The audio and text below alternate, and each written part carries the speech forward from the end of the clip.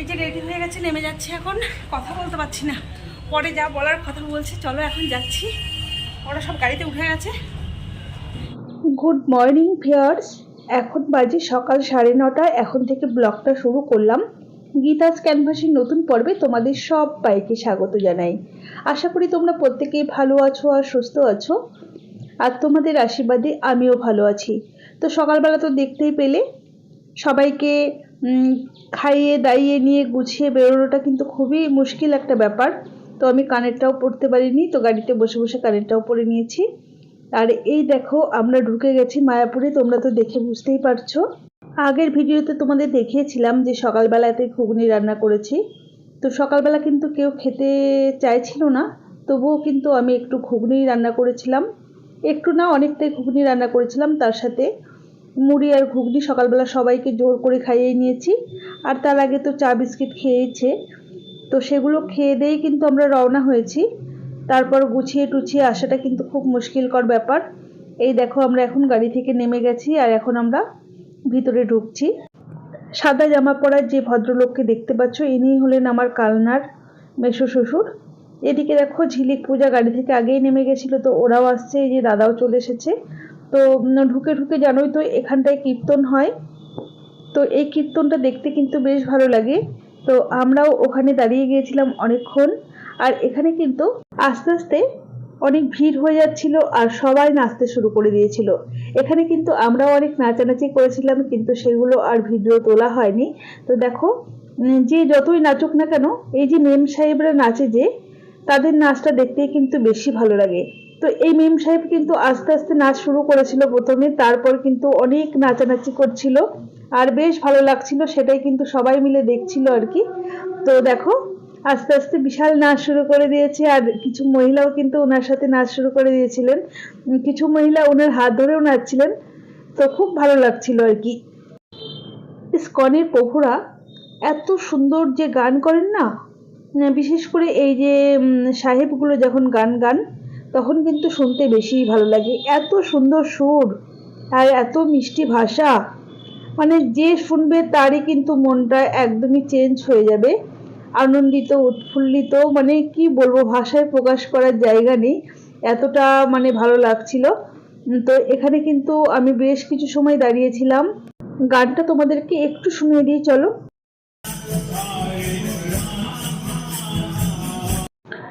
যাই হোক, একটুখানি শুনিয়ে দিলাম, তাও আমার ভয় লাগছে যদি কপিরাইট চলে আসে। আমি তো জানি না কিসে কপিরাইট আসে আর না আসে। তোমরা আমাকে প্লিজ কমেন্ট করে জানিয়ে দিও কিসে কিসে কপিরাইট আসে আর কিসে কিসে আসে না। যাই হোক, আমার তো এগুলো জানা নেই। তো এখন আমরা গদা ভবনের দিকে যাচ্ছিলাম। ওখানে কিন্তু আমাদের প্রসাদ খাওয়ার কথা ছিল আর কি, বাড়ি থেকে এটাই আমরা ভেবে এসেছিলাম।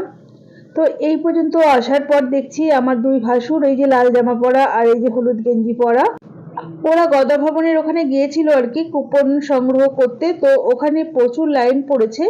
তো আমরা কিন্তু চিন্তা করে এসেছিলাম ওখানের প্রসাদটাই সবথেকে ভালো হয়, তো ওখানেই প্রসাদ পাবার আর কি। তো অত ভিড়ের মধ্যে ওরা দাঁড়াতে চাইলো না, ওরা এই যে এখানে চলে এলো। গদা ভবনের টিকিটের দাম কিন্তু 80 টাকা, আর এখানে টিকিটের মূল্য কিন্তু ছিল অনেকটাই বেশি, 120 টাকা প্লেট ছিল।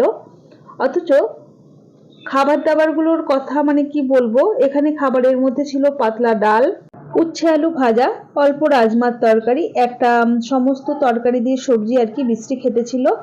আর সাথে ছিল একটু বড় টুকরো করে কাটা দুটো পনির, একটা লেডিগিনি, আর ছিল অল্প পরিমাণ একটু পায়েস বা মিষ্টান্ন। এই ছিল খাবার। একটা রান্নাও ভালো ছিল না, প্রত্যেকটা রান্নাই একদম বাজে ছিল। আমার কাছে তো ভালো লাগেনি। আর আমরা প্রত্যেকেই কিন্তু প্রচুর খাবার নষ্ট করেছি, মানে দিয়েছে অল্প অল্প করে, কিন্তু একটু একটু করে খেয়ে পুরোটাই আমরা ফেলে দিয়েছি। এই যে দাদা ভাই দিদি ভাই, এরা কেউ খেতেই পারেনি আর কি। আর এটা দেখছো, এটা কিন্তু আমার কোচবিহারের সেই দাদা ভাই আর দিদি ভাই, আর এই যে দুটো পুচকু। তো এখন দেখো আমরা চলে এসেছি কেনাকাটা করতে। মেয়েরা যেখানে যাবে সেখানেই কিন্তু কেনাকাটা চলবেই। তো দেখো ঝিলিক পূজা ওখানে গোপী ড্রেস নিয়ে নিল, আর এখানে দেখো আমার বাবু সোনাও কিন্তু নিচ্ছে ধুতি। তো ওর এই ধুতিগুলো পরার শখ হলো, বললো মা আমি নেব। আমি বললাম নাও। তো দেখো আমরা এই যে ভিতরের মার্কেটটা করেছে, এখান থেকেই কেনাকাটাগুলো করলাম। তো দেখো ওকে ধুতি পরা শিখিয়ে দিল। এই দেখো বেশ ভালো লাগছিল কিন্তু। আর এই ধুতিটা কেমন হয়েছে তোমরা কিন্তু কমেন্ট করে জানিও। এই ধুতিটাই ওকে কিনে দিয়েছি আর কি। ধুতিটার দাম নিয়েছে 500 টাকা, 550 টাকা দাম বলেছিল, তো কমিয়ে টমিয়ে 500 টাকা দিয়েছি আর কি। জানি না দাম ঠিকঠাক হলো না বেশি হলো না কম হলো। এই মার্কেটে কিন্তু প্রচুর জিনিস ছিল, জামা কাপড়ের দোকান থেকে খাবার দোকান থেকে। এই দেখো সিংহাসন, নানা রকম সিংহাসনগুলো কিন্তু বেশ ভালো ছিল। দিভাই কিন্তু দিভাইয়ের জন্যে, দুই মেয়ের জন্যও কেনাকাটা করেছে। আমি কিন্তু কেনাকাটা কিছুই করিনি সেভাবে, শুধুমাত্র এই যে বাবুকে ধুতিটা কিনে দিয়েছিলাম। এখানে দেখো মাও কেনাকাটা করতে শুরু করে দিয়েছে, গোপুসোনার জন্য যত সম্ভব সেন্ট কিনছে। দেখো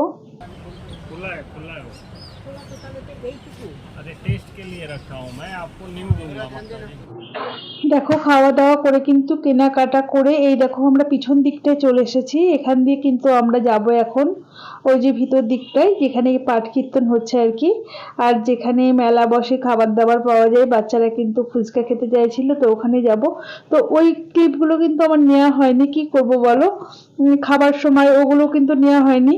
আর সবাই তাকিয়ে থাকে ভিডিও করতে গেলে, এটা কিন্তু খুব বাজে লাগে আর কি, কি করবো বলো। ওই জন্য আমার ভিডিও সেইভাবে ঠিকঠাক করে করা হয়নি, তো যতটুকু পেরেছি আমি করেছি আর কি। তো আমরা সামনের দিকে যাচ্ছি, ওখানে কিন্তু পাঠ কীর্তন হচ্ছে, তো ওখানে আমরা একটুখানি বসবো আর কি। আর এখানে দেখো এই যে এই গাড়িটা কিন্তু সারা বছর বাইরে বাইরে ঘুরে আর কি। দুটো গরু থাকে, সেই গরু দুটোই কিন্তু এই গাড়িটাকে টেনে টেনে নিয়ে যায়। তো এখানে দেখো এই গাড়িটাকে দাঁড় করানো আছে, এই মাসে কিন্তু এখানেই থাকবে। তো এখানে প্রভুপাদ আছেন, তো এখানেও আমরা একটু দর্শন করে নিলাম। আর এই যে তার সামনে মানে তার পাশের দিকে এই দেখো একটা রেস্টুরেন্ট, তো এখানে আমরা চলে এলাম আর কি। এটা কিন্তু মায়াপুরের ভেতরেই, আর এখানে কিন্তু সমস্ত নিরামিষ খাবার দাবারই পাওয়া যায়। এই যে আমরা এখানে অনেক কিছু খেয়েছিলাম, কিন্তু খাওয়ার ভিডিওগুলো আমি একটাও করতে পারিনি, কেননা সবার সামনে একটু লজ্জা লাগছিল।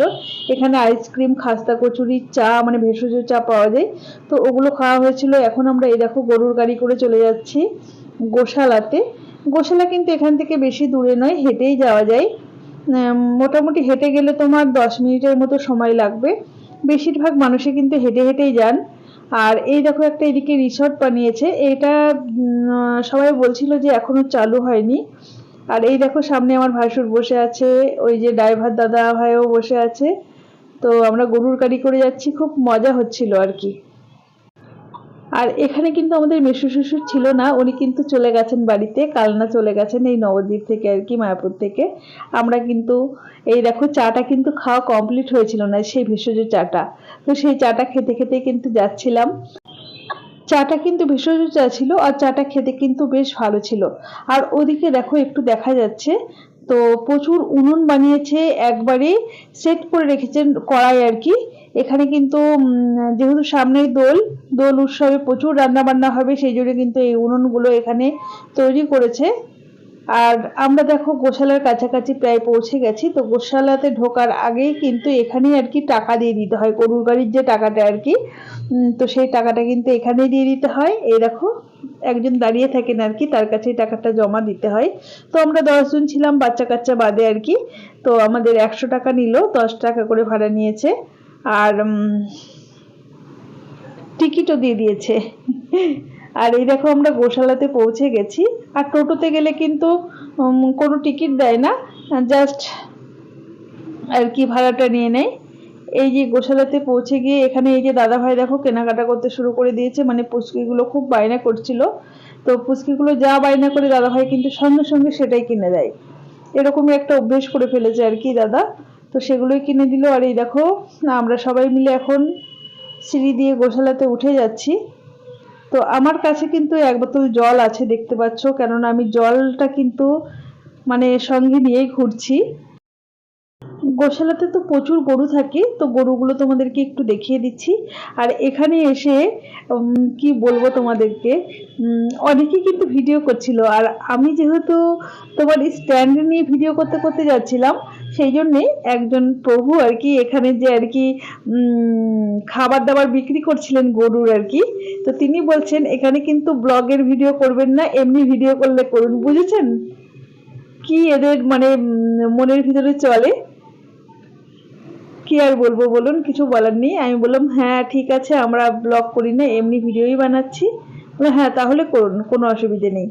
কি কিছু বলার নেই আর কি। তো প্রচুর গরুগুলো দেখতে কিন্তু বেশ ভালো লাগে। আর গরুগুলো এত শান্ত, দুই একটা গরু একটু দুরন্ত টাইপের ছিল, কিন্তু বেশিরভাগই কিন্তু শান্ত। একজন প্রভু দেখুন কি সুন্দর গরুটাকে আদর করছে, আর গরুটা কিন্তু খুব সুন্দর আদর খাচ্ছে। এটা দেখতে আমার ভারী সুন্দর লাগছিল। এখানটা দেখো একটা ষাঁড় বাঁধা আছে, তো ষাঁড়টা দেখো কি শান্ত, সবাই গায়ে হাত দিচ্ছে, আমিও কিন্তু গায়ে অনেক ভয়ে ভয়ে হাত দিচ্ছিলাম। তবে ষাঁড়ের গাটা খুব গরম ছিল, আমার প্রচুর ভয় লাগছিল, তাও একটু হাত দিয়েছিলাম, সবাই হাত দিচ্ছিল। খুব শান্ত ষাঁড়টা, দেখতে কিন্তু ভারী সুন্দর। এই দেখো ঝিলিক, পূজা, আমার বাবুসোনা, এদের সবাই অল্প অল্প করে হাত দিয়ে দিল। আমরা গোশালা থেকে আসার সময় কিন্তু টোটো করে চলে এসেছি, আর এখন দেখো আমরা ভগবান দর্শন করে তারপর যাচ্ছি বড় মন্দিরের দিকে। এখানে যেহেতু সমস্ত ফোনগুলো জমা রাখতে হয়, তো সেই জন্য কিন্তু আর ভিডিওগুলো সেইভাবে করা হয়নি। তো রাত্রিবেলায় দেখো কি সুন্দর লাগছে মন্দিরটা, দেখো জলের মধ্যেও দেখা যাচ্ছে, এটা কিন্তু খুব সুন্দর লাগছে। এখন কিন্তু আমরা বাড়ি চলে আসছি, এখন মোটামুটি 8:30 পৌনে 9টা বাজে আর কি। দিনের বেলাতে তো অনেকেই মায়াপুর এসে ঘুরে যাও, কিন্তু রাত্রি পর্যন্ত তো অনেকেই হয়তো থাকো না। তো যেহেতু আমাদের বাড়ির কাছেই, সেই জন্য কিন্তু আমরা মোটামুটি 9টা পর্যন্ত ছিলাম। আর দেখো রাতের দৃশ্যগুলো দেখতে কিন্তু বেশ ভালো লাগছিল। আর এই যে এখন এই যে বড় মন্দির থেকে সবাই নেমে যাচ্ছে আমরা, এই যে মা নামছে, আমার বাবুসোনা নামছে, আর দিভাই ওই যে আগে আগে যাচ্ছে। আর এই দেখো সেই ছোট্ট খড়ের ঘরটা, এটা কিন্তু দেখতে আমার কাছে খুব ভালো লাগে। তো এখানে তো সব সময় নাম সংকীর্তন চলতেই থাকে, তো ওটাও তোমাদেরকে একটু দেখিয়ে দিলাম। আর এই যে দিভাই ঘুরে ঘুরে সব কিছু দেখছিল, আর দাদাকে জিজ্ঞেস করছিল আর কি। তো এখন তো গাড়িতেই উঠে যাব। আজকের ব্লগটা আর বেশি বাড়াচ্ছি না, বাড়িতে গিয়ে হয়তো আর করতে পারবো না, কেননা বাড়িতে গিয়ে রান্না বান্না করার আছে আর কি।